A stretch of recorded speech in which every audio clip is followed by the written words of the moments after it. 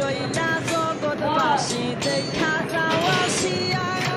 বাংলাদেশ বন্যার পানি নিতেছে ঘরে পানি বাইরে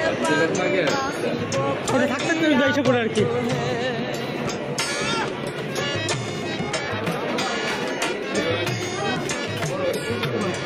মানুষের দুর্দশা দেখে চোখে